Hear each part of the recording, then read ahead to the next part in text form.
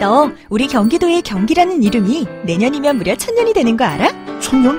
1000년이라고 하니 왠지 환상 속의 도시 같다. 1000년의 해를 맞이해서 경기도에서는 투어를 다니며 우리 도민들의 의견을 모으고 있대. 모아서 뭐하게? 우리의 의견을 모아 정책이 되게 한다는 거지. 단순히 1000년이 된 환상 속의 도시가 아니야. 우리의 상상이 현실로 구현되는 곳이야. 대한민국의 심장 경기도. 고려시대부터 불린 경기라는 이름은 어느새 1000년이 되었습니다. 1000년 동안 대한민국의 심장으로 뛰어온 만큼 경기도민의 목소리를 모아 미래 비전을 만들어가겠습니다. 이 캠페인은 경기도와 경기문화재단이 함께합니다. 우리 언론의 보도 동향 살펴보는 미디어 포커스 시간입니다. 민주언론 시민연합의 김원경 사무처장 어서 오세요. 네, 안녕하세요. 오늘 어떤 내용 살펴볼까요? 네, 오늘은 그 시사적인 문제가 아니고요. 신문의 기사형 광고에 대해서 청취자 여러분들께 정보를 좀 드려보고 싶어서 갖고 왔습니다. 기사형 광고. 네네. 광고인데 기사 형식으로 돼 있다. 그렇죠. 아, 이거 알아요, 뭔지. 네. 네. 일단 민원연에 항상 언론과 관련된 제보들이 들어오는데요. 네. 지난주에 서울신문에서 이만희 신천지 예수교회 총회장을 인터뷰했다. 그래서 이거를 기사를 굉장히 크게 게재했다라는 제보를 받았습니다. 네. 근데 뭐 대한민국은 사상과 종교의 자유가 있는 만큼 언론사가 교회에 대해서 취재 보도 뭐 인터뷰할 수 있죠. 그렇죠. 그런데 해당 기사를 찾아서 모니터해 보니까 이게 객관적인 시각을 담보한 기사라기보다는 그냥 신천지 예수교회에 대한 홍보물이라는 인상이 짙었습니다. 아하. 게다가 1월 15일 당일에 실제 서울신문의 지면을 보니까요. 관련 기사가 5건이나 있었습니다. 하루에 5건이나? 네, 5건이 다 신천지 관련된 기사였어요. 뭐 그럴 수가 있나요? 예, 그래서 굉장히 깜짝 놀랐고요. 예. 이게 결국은 알고 보니 이제 서울 플러스 탐방이라는 서울신문의 섹션이고요. 섹션이니까 그 별도의 지면 있잖아요. 별지. 예, 별지이고요. 예. 이 별지에 있는 모든 내용이 광고라는 사실을 알게 되었습니다. 아. 그러니까 이게 다 기사형 광고였던 거예요. 5개가 전부 다? 네네. 예. 문제는 이런 광고들이 모두 기사의 외형을 가지고 있기 때문에 누구도 이것이 광고인지 보도인지 구분하기 어렵게 되어 있다는 점입니다. 그렇다면 객관적이고 공정한 보도가 아니라 홍보성 내용이나 일방적인 칭찬 등으로 구성된 광고일 수 있는 거잖아요. 예. 그런데 이런 내용을 독자들이 구분하지 못한다면 굉장히 큰 피해를 볼 수 있다. 당연하죠. 네, 그래서 이것에 대해서 좀 특별 모니터를 좀 해보자 하고 조사를 했습니다. 예. 민원연이 모니터링하고 있는 6개 신문의 본지가 아닌 별지를 모두 다 조사를 해봤고요. 예. 그 내용에서 문제점은 없는지를 살펴보았습니다. 그 결과 신문사의 별지 섹션에서 기사형 광고가 속출하고 있고요. 어허. 제가 물어본 결과 별지가 아닌 곳에도 사실 가끔 있대요. 그런데 별지는 아예 아까 제가 말한 서울신문처럼 섹션 자체가 다 그냥 광고인, 사면이 다 광고인 그런 경우들이 많다고 합니다. 네네. 그래서 섹션 위주로 모니터를 해봤고요. 기사형 광고에 대한 심의 규정이 있고 심의를 하는 기구도 있다는 사실을 저희가 알게 되었습니다. 심의 규정과 기구. 네네. 예. 그래서 오늘은 이 문제에 대해서 모니터한 결과와 문제점을 설명해 드리려고 합니다. 그럼 기사형 광고가 뭔지 우선 개념 정의부터 좀 하고 시작을 해봅시다. 예, 기사형 광고라고 하는 것은요. 기사 형식을 빌은 광고. 그러니까 분명히 광고예요. 그런데 이제 그 형식 자체가 나쁜 것은 불법은 아닙니다. 근데 어쨌든 기사 네. 형식을 빌었지만 광고라고 하는 거는 네. 돈을 받고 한다는 거죠. 그렇죠. 그래서 예. 반드시 지켜야 되는 게 독자가 기사와 광고를 혼동하지 않도록 명확하게 구분해 편집해야 한다라는 그 신문법의 조항이 있습니다. 예.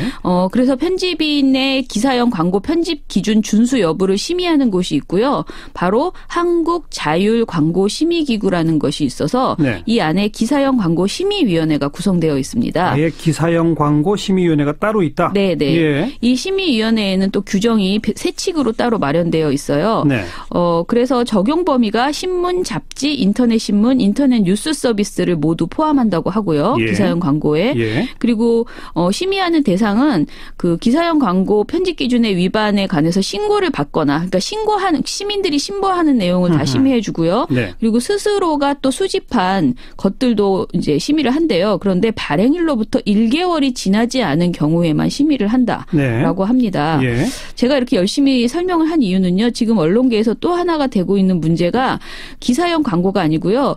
그러니까 사실상 광고인 이 기사형 광고뿐 아니라 네. 협찬 등의 명목으로 돈을 받고 기사를 써주는 경우가 많이 지적되고 있어요. 이거는 광고가 아니죠. 예, 광고가 아니고 기사인데 돈을 기사인데 받은 거예요. 협찬 받고 써주는 기사. 네, 돈을 받고 갖고 기사를 써주는 이 기사도 상당히 문제가 있거든요. 근데 예. 두 개를 지금 혼동하지 마시고 저는 이 얘기는 나중에 다시 하고요. 예. 명백한 광고인데 기사처럼 생겨서 그 독자들을 혼동시키는 그것에 대해서만 오늘은 말씀을 드리겠습니다. 네, 그래서 모니터를 쭉 다 해봤다는 거죠? 네, 네. 얼마나 많아요, 이런 게? 저희가 모니터한 결과 이런 기사형 광고는 별지 세션에 많이 있고요. 그래서 2018년 1월 1일부터 20일까지 6개 일간지에서 정기적으로 발행하고 있는 세션 수를 찾아봤습니다. 예. 그 결과 한국일보와 그 경향신문은 이 기간 중에 별지 섹션이 없었고요. 아예 없었고. 네, 조선일보는 무려 30개, 중앙일보는 26개, 동아일보는 23개가 있었고 한겨레는 9개가 있었습니다. 예. 이 중 월요일부터 금요일까지 발행되는 조선일보의 조선경제 섹션,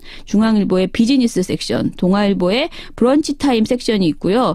이들은 전부 대표적인 경제 섹션입니다. 그렇죠. 그런데 이들 경제 섹션은 사실 절반 정도는 제대로 된 경제 기사를 다루고 있어요. 예. 그런데 문제는 이 섹션 안에 있는 기사 중에 이건 누가 봐도 광고 같은데 기사의 모양새를 가진 기사형 광고들이 쏙쏙 숨어 있더라는 겁니다. 네. 예.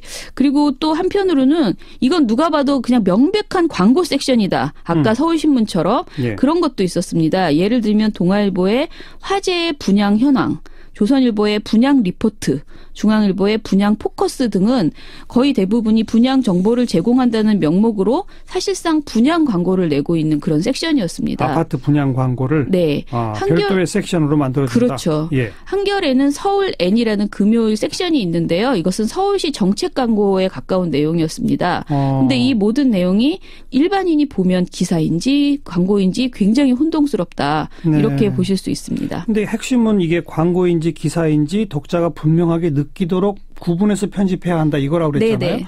제 기억에는 신문 지면의 상단 어딘가에 광고 뭐 이렇게 조그맣게라도 써 있고 그러지 않나요? 네. 그런데 요즘은 그런 것을 너무 어기고 있더라는 거죠. 그래요? 예, 일단 규칙을 좀 볼게요. 예. 규칙을 아셔야 되니까 독자가 기사와 광고를 혼동하지 아니하도록 명확히 해야 된다라고 하면서 광고라는 명시 없이 기사형 광고에 특집, 기획, 신상품 소개, 협찬, 소비자 정보, 스폰서 특집, 스폰서 섹션, 그리고 프로모션 등과 같이 기사로 오인할 수 있는 표시를 하여서는 아니 된다라고 되어 있습니다. 그 앞에 첫 문장이 광고라는 명시 없이라고 되어 있잖아요. 그렇죠. 그러니까 광고라고 꼭 써야 된다는 얘기죠. 그렇죠. 근데 예. 안 쓴다는 얘기죠. 네네.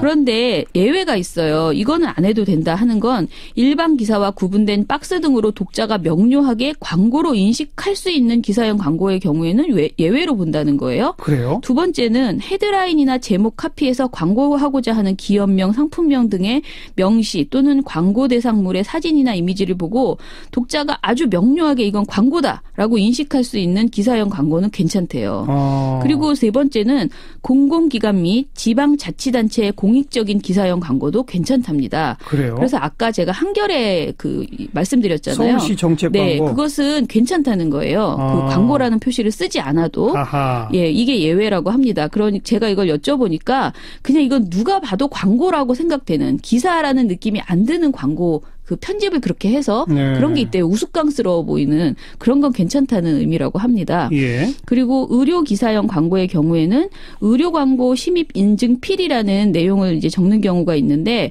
기사형 광고 편집 기준 1조로 봐서 이거를 광고라는 표시로 보지 않는다. 그러니까 반드시 광고라고 써줘야 된다라고 네. 규정이 되어 있고요. 예. 그리고 이게 굉장히 중요한데요. 광고의 명시 없이 기사로 오인하게 유도하는 표현으로 뉴스, 탐방, 취재, 인터뷰, 글 땡땡땡 기자 등의 용어를 사용해서는 아니 된다라고 써 있습니다. 아니 된다 했는데 대부분 다 이거 하고 있습니다. 기자 이렇게 쓰잖아요. 네네. 제가 아까 말한 서울신문 같은 경우에 인터뷰 플러스, 현장 플러스, 그리고 모든 기사가 전부 다 객원 기자, 땡땡땡 객원 기자라고 써 있습니다. 아하, 예. 예, 그리고 서울 플러스 탐방 이런 식으로 여기서 아니 된다고 하는 것이 다 들어 있더라고요. 그럼 명백히 기사형 광고 편집 기준 3조를 위반한 어긴 것이죠. 거군요. 네네. 그래서 뭐 여러 가지 그 내용들이 있는데요. 이 상세 규정을 우리가 참 모르고 시민들은 잘 모르잖아요. 네. 그런데 이제 그러다 보니까 우리가 실제 신문 모니터를 해보니까 이 규정이 하나도 안 지켜지고 있더라. 그래요. 이런 내용입니다. 그 심의 세칙을 어긴 경우가 어느 정도예요? 일단 저희가 모니터한 결과 별지 섹션들 가운데 에드버터리얼 섹션이라고 표시된 섹션들이 있습니다. 이 에드버터리얼 섹션이란 것은 기사형 광고를 의미하는 영어인데요. 예. 이거를 사실 누가 알까요? 이 말을 영어를 보고 이게 광고다라고 인식한 사람이 몇이나 될지. 그러니까 광고라고 딱 쓰면 될 걸. 그거를 그렇게 일부러 속이는 거죠. 피해가려고 에드버터리얼 섹션이라고 어려운 말을 써서. 네네. 그렇게 써놓은 거고요. 예. 그리고 문제는 이 에드버터리얼 섹션이라는 것을 매 기사마다 써주는 게 아니고요. 그 섹션이 보통 이제 4면짜리로 구성되어 4면으로 구성되어 있는데 예. 그 4면의 첫 장에 아주 작게 정말 조그맣게. 기사의 글씨보다 더 작게 제가 한번 보여드리려고 일부러 갖고 왔는데 정말 작죠. 네, 그래서 네. 어디에 있는지도 정말 찾아보기 힘들 정도로 작게 표시가 되어 있습니다. 예. 그리고 단 한 번만 표시되어 있어요. 그 2면 3면부터는 전혀 그런 것도 전혀 없다. 없습니다. 관련 기사 속에. 예. 그리고 그나마 저희가 모니터해 보니까 모니터한 기간 중에서 에드버터리얼 섹션이라고 가장 많이 표시한 곳은 동아일보였습니다. 동아일보는 총 7개의 섹션에 이 글을 고지를 했어요. 조선일보는 5개, 중앙일보는 4개 섹션에서 이 글을 고지를 했습니다. 예. 그런데 이렇게 밝힌 경우에도 말씀드린 것처럼 영문으로 아주 작은 글씨뿐이었고 이건 뭐 전문가 아니면 모르는 거죠. 그렇죠. 그리고 기사 그 섹션 원래 제목은 분양 리포트, 여행 나를 찾아서, 시선 집중 뭐 이런 식으로 아주 멀쩡한 제목이 있기 때문에 이게 광고라는 생각이 거의 들지 않습니다. 예. 그리고 또 하나의 문제점은요. 이 아까 말씀드린 한 섹션 안에 굉장히 여러 기사가 있다고 했잖아요. 근데 예. 그 기사들이 온라인에 송고가 될 때도 있습니다. 온라인에 송고되는 경우가 많은데 그때에 이게 광고라는 글씨가 써 있지 않아요. 온라인 기사에는 아예 써 있지 않다. 네, 에드버터리얼 섹션도 써 있지 않습니다. 하하. 그래서 실제로 조선일보와 경향신문이 광고성 기사를 네이버와 카카오에 전송했다가 뉴스제휴평가위원회가 부정행위로 판단해서 제재 결정을 내렸다는 일이 있었습니다. 예. 그런데 이때 당시에 지적한 내용은 각 신문사 사이트에서는 네이티브 에드라는 말이 작게 써 있었다고 합니다. 이건 또 뭐예요? 이것도 에드버터리얼 섹션 같은 그런 장난, 저는 장난이라고 생각하는데요. 예. 눈가림하는 그런 표현들입니다. 네. 이런 기사형 광고들은 해당 고지조차 없이 포털에 유통되고 있어서 더 큰 문제이고요. 실제로 제가 인터넷에 검색했을 때 아까 신천지 그 관련 보도에서 이렇게 이제 신문에도 당당하게 실리고 있는 우리 교회 이런 식으로 해서 사람들이 굉장히 좋아하는 그런 글을 봤거든요. 근데 이게 광고라는 것은 알고 계셔야 될 텐데 말입니다. 그렇죠. 예. 근데 좀 아까 보니까 뭐 동아일보가 그나마 에드버터리얼 섹션이라고 7개 고지했다 이런 얘기 했잖아요. 그러면 그렇게 아예 고지도 안 한 그런 기사형 광고 섹션도 많이 있었다는 얘기예요? 예, 굉장히 많은데요. 사실은 제가 아까 말한 그 섹션이 굉장히 많다고 했잖아요. 네. 그 여러 개 막 30개, 25개 그런 섹션 대부분이 제가 보기에는 에드버터리얼 섹션이었어요. 그런데 지금 고지한 것은 요거밖에 없는 거고요. 예. 이걸 밝히는 기준이 정말 엿장수맘이라는 생각이 들었습니다. 그러니까 편집자가 기사와 광고를 구분해야 하는 이유는 독자가 피해를 받지 않게 하자는 것인데 그렇죠. 그런 개념이 거의 없다. 개념이 없는 게 아니라 일부러 독자가 헷갈리게 만드는 거죠. 맞아. 의도적으로. 맞아요. 극단적인 사례를 하나 보면요. 동아일보가 17일에 2018 국가 소비자 중심 브랜드 대상 지면을 에드버터리얼 섹션으로 해서 지정하고 쭉 그렇게 이제 썼습니다. 예. 그런데 다음 날 조선일보가 브랜드 대상이라는 지면을 실었어요. 예. 그런데 이 내용이 동아일보하고 사실상 거의 비슷했어요. 그러니까 브랜드 대상 뭐 이런 식의 내용으로 같이 이렇게 홍보성 기사를 쭉 실어줬거든요. 예. 그런데 조선일보 같은 경우에는 에드버터리얼 섹션이라는 것을 전혀 표시하지 않았습니다. 예. 이렇게 상을 소개하는 기사라는 점 이외에 거의 내용이 똑같은데 조선일보는 표시를 안 하고 동아일보는 표시를 하고 그러니까 자기 마음대로 이렇게 하고 있다라는 점이죠. 그리고 기자명도 다 써요? 그런 데들이? 네. 기자명이 있는 경우들이 훨씬 많습니다. 이렇게 어차피 지금까지 지적해 주신 걸 보면 각종 심의위원회의 세칙을 어겼다는 건데 네. 그러면 징계를 뭘 받아요?